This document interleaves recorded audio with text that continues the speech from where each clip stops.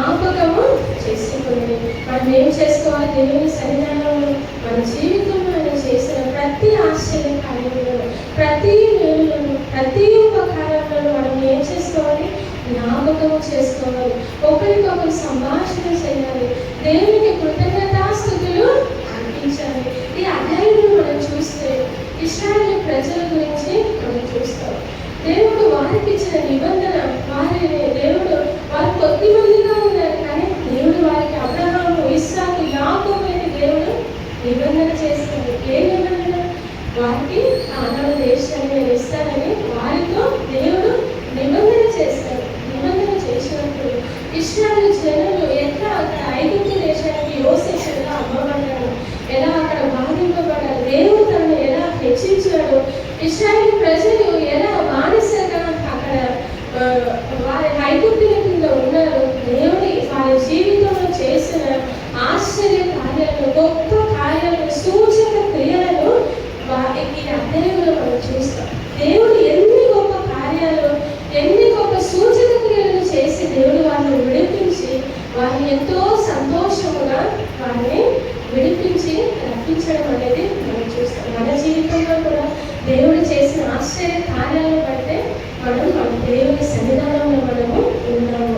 అందుకే ద్వితీయోపదేశ కాండము 4:20 మనం చూస్తే, ద్వితీయోపదేశ కాండము 4:20 చూస్తే, యెహోవా మిమ్మును చేపట్టి నేనున్నట్లు మీరు తనకు స్వకీయ జనముగా ఉండుటకై ఐగుప్తు దేశంలో నుండి ఆ ఇనుప కొలిమిలో నుండి మిమ్మల్ని రప్పించాను. ఇక్కడ దేవుని వాక్యం మనం చూస్తే, యెహోవా మిమ్మల్ని చేపట్టి నేనున్నట్లు మీరు తనకు స్వకీయ జనముగా, దేవుడు ఇశ్రాయేలు ప్రజల్ని తనకు స్వకీయ జనంగా ఏర్పరుచుకున్నారు. స్వకీయ జనంగా ఉండటానికి ఏర్పరుచుకొని వారు ఎక్కడి నుండి తెలుసా దేవుడు రప్పించాడు? ఆ ఐగుప్తు దేశం అనే ఇనుప కొలిమిలో నుండి అంట. ఎందుకంటే ఆ ఇనుప కొలిమిలో నుండి ఎవరు వారిని విడిపించలేరు, కానీ వారు పెట్టిన ఆ మూలుగులను దేవుడు చూశాడు. వారు వెట్టి పనులను బట్టి దేవుని సన్నిధానంలో మూలుగారు, మొర్ర పెట్టారు.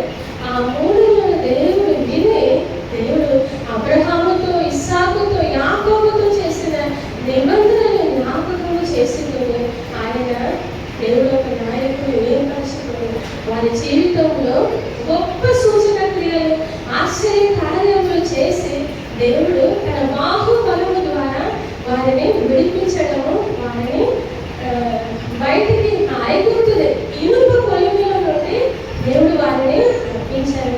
మనము కూడా ఒకప్పుడు ఇనుప కొలిమి అనే బద్ధకంలోనే మనం జీవించాం. పాపం అనే ఒక బద్ధకంలోనే మన జీవితం ఉంటాయి. దేవుడు ఆ ఇనుప కొలిమిలో నుండి మనల్ని కూడా విడిపించాడు.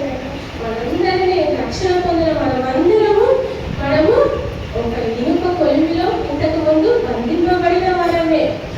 దేవుడు ఆ ఇనుప కొలిమిలో నుండి మనల్ని విడిపించాడు, మనల్ని రప్పించాడు. వారు కొద్ది జనంగా అక్కడ ఉన్నారంట. దేవుడు వారు గొప్పవారని దేవుడు వారిని ఏర్పరచుకోలేదు. వారు మంచి అధికారంలో విస్తారమైన జనము అని దేవుడు అక్కడ ఏర్పరచుకోలేదు. 105వ కీర్తనలో మనం చూస్తాము 10వ వచనము, వారి సంఖ్య కొద్దిగా ఉండగాను ఆ కొద్ది మంది ఆ దేశమందు పరదేశులు ఉండగాను కొలవబడిన స్వాస్యముగా కనాను దేశమును మీకు ఇచ్చేదనని ఆయన సెలవించారు. వారి కొద్ది మందిగా ఉన్నప్పుడే దేవుడు వారిని దేవుడు మనల్ని కూడా, మనము కూడా ఈ లోకంలో జ్ఞానము లేని వారమే, ఎన్నిక లేని వారమే, నీచులమే, జ్ఞానము లేని వారమే, బలహీనులమే. అందుకే దేవుడు మనల్ని కూడా ఏర్పరచుకోండి.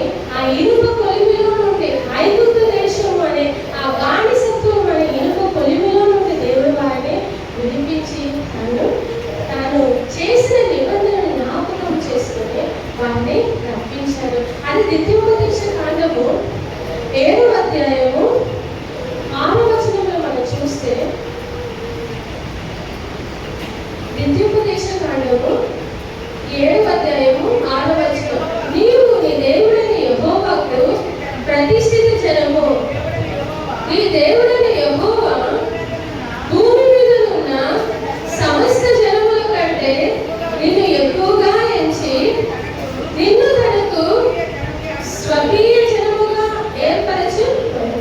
దేవుడైన యెహోవాకు ప్రతిష్ఠిత. మనము దేవుడు లోకంలో నుండి ఎలా ఏర్పరచుకున్నాడు? ప్రతిష్ఠిత జనముగా. నీ దేవుడైన యెహోవా భూమి మీద ఉన్న సమస్త జనముల కంటే నిన్ను ఎక్కువగా ఎంచాడట.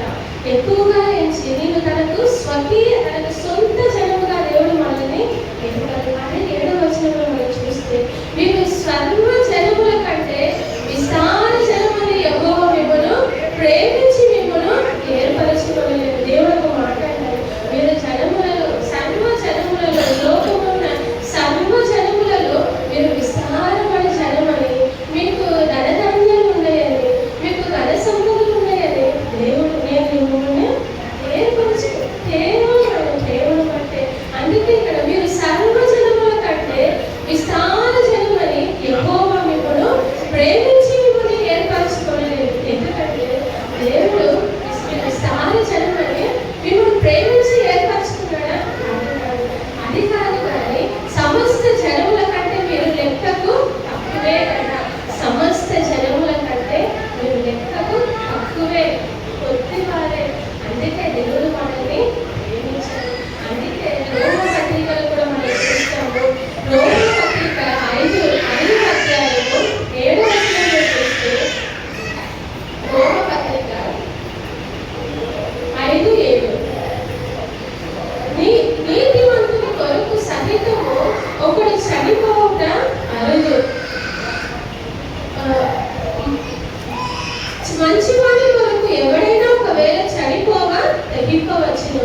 అయితే దేవుడు మన ఎడల తన ప్రేమను వెల్లడిపరచుచున్నాడు. మీరు సమస్త జనముల కంటే ఎక్కువగా ఉన్న జనమని, విస్తారమైన జనమని దేవుడు మిమ్మల్ని ప్రేమించి ఏర్పరచుకోలేదు. మీరు సమస్త జనముల కంటే లెక్కకు మీరు తక్కువే, కొద్దిమంటే. మనము కూడా ఈ లోకంలో అందుకే ఏ శరీరం కూడా ఆయన ఎదుట అతిశయించడానికి వీలు లేనే లేదు. కాబట్టి దేవుడు బలహీనలను తృణీకరింపబడిన అందరి చేత తృణీకరింపబడిన వారిని విడువబడిన వారిని లెక్కకు తక్కువైన మనల్ని దేవుడు ఏర్పరచుకున్నాడు. అందుకే అక్కడ దేవుడు మనల్ని ప్రేమించి, అందుకే ఇక్కడ కూడా మనల్ని దేవుడు ప్రేమించాడు. కాబట్టి తన ప్రేమని దేవుడు ఏం చేస్తున్నాడు? వెల్లడిపరుస్తున్నాడు. ఒకవేళ నీతిమంతుల కొరకు ఒకరు చనిపోవుట అరుదు, ఎవరైనా మంచి వాళ్ళ కొరకు ఒకరు చనిపోతారు. కానీ మనము ఎంతమైన మనలో ఏ అర్హత అనేది, ఏ మంచితనం అనేది, ఏ పరిశుద్ధత అనేది మనలో లేదు. మనం పాపులమై ఉన్నప్పుడే, మనం బలహీనులమై ఉన్నప్పుడే, మనం ఆయనకు శత్రువులుగా ఉన్నప్పుడే దేవుడు మన కొరకు ఈ లోకానికి వచ్చాడు. అందుకే ఆయన మన కొరకు ఒక మూల్యాన్ని ఆయన చెల్లించారు. ఎందుకంటే ఐగుప్తు దేశం అనే ఎనుక పొలిమేలో నుండి వారిని రప్పించడానికి దేవుడు ఎంతో గొప్ప సూచక క్రియలను, ఆశ్చర్య కార్యములను అక్కడ తన ప్రజల కొరకు ఆయన చేస్తారు. మనల్ని వినిపించడానికి, మనల్ని ఆ ఇనుప పొలిమేలో నుండి, పాపము బంధకముల నుండి రప్పించడానికి ఆయన కూడా మూల్యం అనేది, ప్రయధనం అనేది, ఆయన ప్రాణమే ఆయన ప్రయధనం అనేది ఆయన చెల్లించారు. అందుకే ఇక్కడ మనం చూస్తున్నాం, మనము పాపులం దేవుడు తన ప్రేమను వెల్లడిపరచుచున్నాడు. మనం ఇంకా పాపులమై ఉండగానే క్రీస్తు మన కొరకు చనిపోయాడు. ఇంకా మనము పాపులంగా ఉన్నప్పుడే ఆయన మన కొరకు చనిపోయాడు. మన కొరకు ఆయన ప్రయధనాన్ని అక్కడ చెల్లించారు. హెబ్రీ పత్రికలో కూడా మనం చూస్తే హెబ్రీ పత్రిక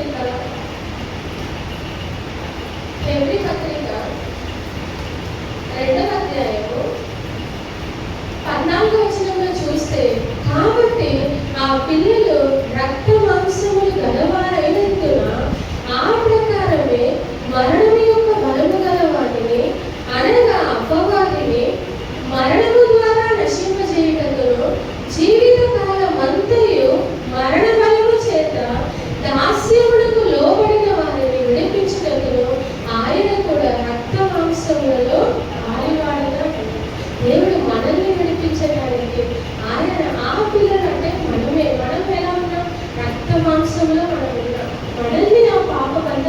విడిపించడానికి ఆయనే రక్త మాంసములు గలవాడుగా ఈ భూమి మీద మన కొరకు ఆయన వచ్చాడు. ఆ పిల్లలు రక్త మాంసము గలవాడుగా ఉన్నారు. ఆ మరణం యొక్క బలము గల అపవాదిని ఆ మరణము ద్వారా జయించాలి. మరణము భయము చేత దాస్యంలో ఉన్న మానవుని మనల్ని విడిపించడానికి దేవుడు ఆ రక్త మాంసములు గలవాడుగా ఈ భూమి మీద వచ్చాడు. మనల్ని విడిపించడానికి ఆయన కూడా మూల్యము ఎంతో గొప్ప ప్రయోజనాన్ని ఆయన మన కొరకు ఆయన చేసిన ప్రయోజనాన్ని బట్టి మనం ఈరోజు ఆయన చేసిన మన జీవితంలో చేసిన ఆ ఆశ్చర్య కార్యములను సంభాషణ చేస్తూ దేవుని సన్నిధానంలో మనము దేవునికి కృతజ్ఞతాస్తుతులు చెల్లించాలి. దేవుడు ఇశ్రాయేలు ప్రజలను విడిపించడానికి ఎంతో గొప్ప ఆయన బాగు బలము చేత దేవుడు వారిని విడిపించడం. ఎందుకంటే గొప్ప ఎవరు కూడా ఈ భూమి మీద అలాంటి సూచక క్రియలు చూడలేదు. ఎక్కడ సముద్రము ఆయనైతే ఎవరైనా మన జీవితంలో చూస్తారో చూడలేదు. కానీ ఇశ్రాయేలు ప్రజలు కన్నులారా వారు చూశారు. కానీ దేవుడు మనల్ని పాపం అనే ఆ ఇనుప పొలిమి నుండి విడిపించడానికి ఆయన తానే మన రక్త మాంసములు గలవారమని ఆయనే రక్త మాంసములు గలవాడగా ఈ భూమి మీద వచ్చి ఆయన అమూల్యమైన రక్తాన్ని మన కొరకు ఆయన దానం చేస్తారు. ఆయన ప్రాణమే మన కొరకు దానం కోసం మన కొరకు ఆయన ఏం చేశారు? 53వ కీర్తనలో కొన్ని వాక్యాలు మనం చూస్తున్నాం. యెషయా 53వ అధ్యాయంలో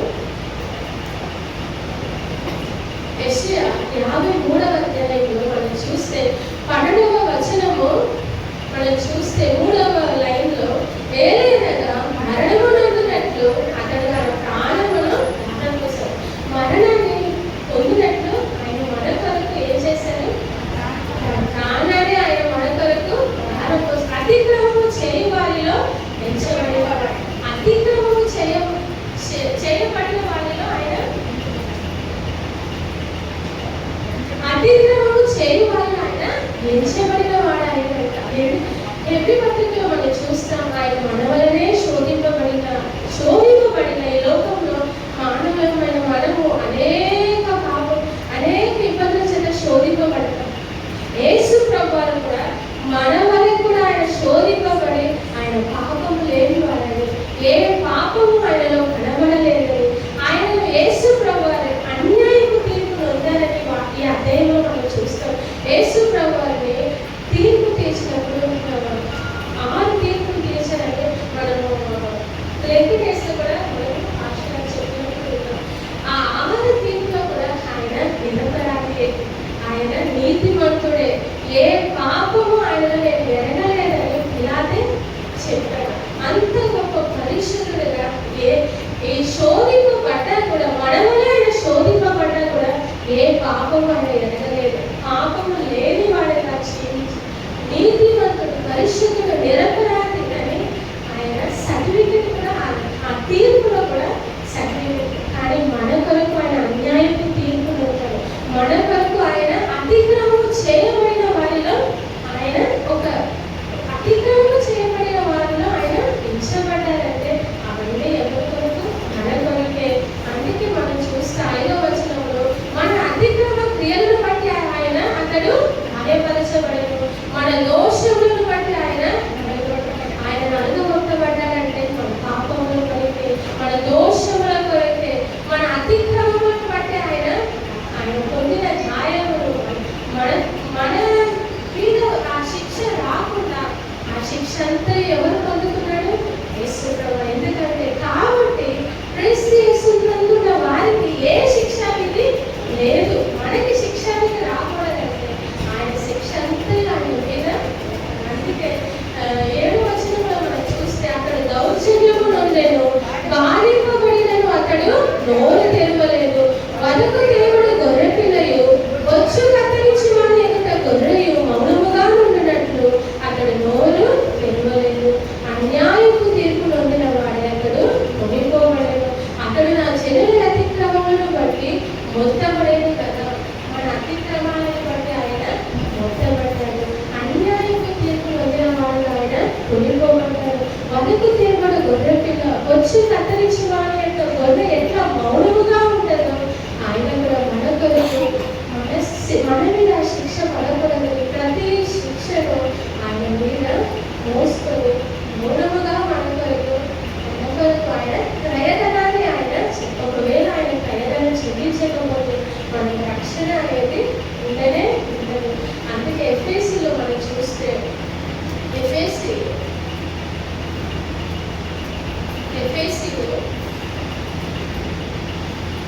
ఎఫెసీలో 2వ అధ్యాయము 4-5 వచనాలు చూస్తే, అయినను దేవుడు కరుణా సంపూర్ణుడై ఉండి మనము మన అపరాధముల చేత చచ్చిన వారమై ఉండినప్పుడు సైతము మన ఎడల చూపిన తన మహా ప్రేమ చేత మనలను క్రీస్తుతో కూడా బ్రతికించడు. దేవుడు కరుణా సంపూర్ణుడై ఉండి మన అపరాధముల చేత మనము చచ్చిపోయిన వారంగా ఉన్నప్పుడు ఆయన మన ఎడల చూపిన ఏ ప్రేమ అంట? మహా ప్రేమ చేత ఆయన మనల్ని ప్రేమించాడు. కాబట్టి పాపమైన మన కొరకు ఆయన ఈ నీతిమంతుల కొరకు ఒక చనిపోవడం అదే కాదు, కానీ మనం పాపంగా ఉన్నప్పుడే ఆయన మన కొరకు అమూల్యాన్ని పైన చెల్లించడం. అందుకే ఆయన మన అపరాధముల చేత చచ్చిన వారమై ఉండినప్పుడు సైతము మన ఎడల చూపిన తన మహా ప్రేమ చేత మనలను క్రీస్తుతో కూడా ఆయన మహా ప్రేమ చేతనే మనము ఏం చేయబడ్డాం? క్రీస్తుతో కూడా బ్రతికించబడ్డాం. కృప చేతనే మీరు రక్షింపబడి, మనము దేని చేత? కృప చేతనే మనకి ఏ అర్హత యోగ్యత లేదు. కానీ ఒకవేళ మనము ఈ రక్షణ కొరకు లోకమంతా మనము ఖర్చు చేసి దేవునికి ఇచ్చినా అది సరిపోతుందా? సరిపోదు. ఆయనకి ఏది ఇచ్చినా అది సరిపోదు. మరి ఏ దేవుడు అడుగుతున్నాడంటే మన హృదయపూర్వకమైన కృతజ్ఞతాస్తుతులకు ఆయన చేసిన మేలును బట్టి మన జీవితంలో హృదయపూర్వకంగా కృతజ్ఞతాస్తుతులు ఆయన మహాప్రేమ చేత మనల్ని అపరాధముల చేత చచ్చిపోయిన మనల్ని ఆయన ప్రేమ చేత మహాప్రేమ చేత మనల్ని దేవుడు బ్రతికించాడు, మనల్ని విడిపించాడు. కృప చేతనే మీరు రక్షింపబడి ఉన్నారు. అదే 2వ అధ్యాయము 8వ వచనంలో కూడా చూస్తే, మీరు విశ్వాసము ద్వారా కృప చేతనే రక్షింపబడి ఉన్నారు. ఇది మీ వలన కలిగినది కాదు, దేవుని వరమే. అది క్రియల వలన కలిగినది కాదు కనుక ఎవరునూ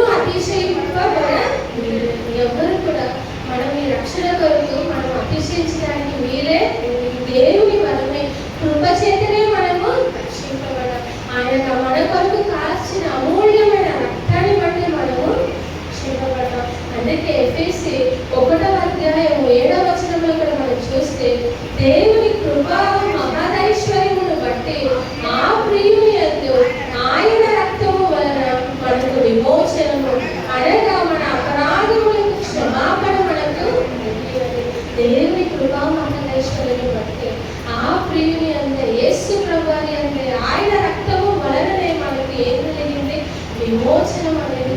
మన పాపము బంధకాలను ఎన్నో ఎత్తులు ఆ ఇశ్రాయేలు ప్రజలు వారి వ్యక్తి పనులను బట్టి వారు దేవునికి మొదలుపెట్టినప్పుడు ఆ మూడుకు దేవునికి ఉన్నారంట. మనం కూడా అనేక సార్లు మూడుకున్నాం కదా దేవుని సన్నిధిలో, ఇరుకులో, ఇబ్బందులు, వ్యాధులు, అనారోగ్యంలో దేవుడు మనల్ని విడిపించిన దేవుడు ఆ ఇనుప కొలిమి నుండి, ఐగుప్తు దేశం అనే ఇనుప కొలిమి నుండి దేవుడు వారిని రక్షించాడు. తనకు స్వకీయ జనంగా ఉండుటకు, పరిశుద్ధ జనముగా ఉండుటకు దేవుడు మనల్ని కూడా దేవుడు తన స్వరక్తం ఇచ్చి దేవుడు మనల్ని ఉన్నాడు. అందుకే మేకల యొక్క గొర్రెపిల్ల యొక్క రక్తం కాదు, స్వరక్తం ఇచ్చి దేవుడు మనల్ని ఆయన స్వరక్తం ఇచ్చి మనల్ని కొన్నాడు. కాబట్టి అందుకే మనము ఆయన రక్తం వలననే మనకు విమోచనము, మన అపరాధములకు క్షమాపణ అనేది మనకు కలిగి ఉంది. దేవుడు మనకిచ్చిన క్షమాపణను బట్టి దేవునికి మనము కృతజ్ఞతాస్తుతులు.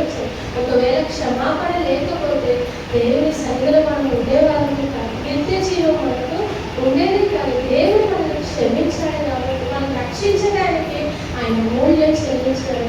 ఆయనే మన కొరకు ఈ లోకానికి వచ్చి తన ప్రాణాలే దాని కోసం తన అమూల్యమైన ఆయన రక్తం వల్లే ఈరోజు మనకు విమోచన, మనకు క్షమాపణ అనేది మన మహా